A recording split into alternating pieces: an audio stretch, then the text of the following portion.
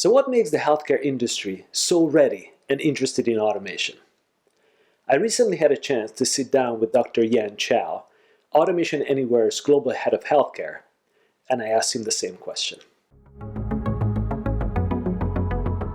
The key question we're discussing today is, what makes healthcare companies so interested in automation? What are your views? I think today healthcare is under a lot of pressure, and that's obvious if you look at all the headlines. They're under pressure from having to prove the value of the dollars that keep going up that are being spent in healthcare. They're under pressure to be more transparent. That's been a big item in the news lately. They're under pressure to improve their security. There's almost a breach every day in terms of healthcare. So there are a lot of pressures, and part of that is because healthcare costs keep going up every year.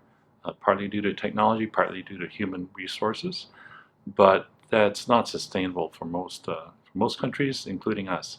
And the other thing that's driving that is that there's a lot more people who are aging, more than ever before. The estimate is that it's going to be a huge shortage of doctors and nurses to take care of those folks in the next 10 years. In fact, the nursing position is going to be the most open position, if you will, of any position in any industry in the world. So that tells you the magnitude of that concern. So healthcare is looking for something to help it, I would say, turn the tide. And of course, like many other industries, they're looking at digital transformation. And I think this is a lot of promise, but so far a lot of hype as well, particularly in the AI area. A lot of AI startups in healthcare, but they're not really showing a good use case so far. So if you look at healthcare, where they've really started to get some return is things like digital health, which has been around for a long time, but never made much traction until the cost pressures and the visibility pressures really put on by the government and by payers.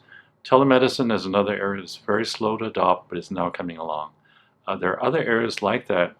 And then there are the cutting edge areas like AI and bioprinting and things like that will take probably 10, 20 years. Healthcare is by nature a very risk-averse industry. Is one of the most highly regulated industries in the world, and rightfully so.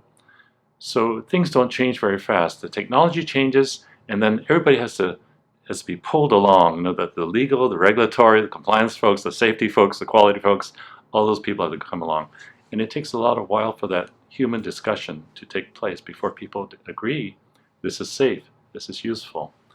And the reason I like automation is because I think that just like what Geoffrey Moore said in his book, Crossing the Chasm, the way that successful automations work, innovations work, is they take a niche that's not well served by current technology.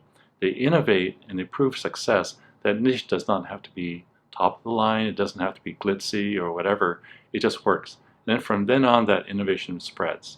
And I think that's exactly what automation is doing. It's going into healthcare companies in a way that proves value immediately.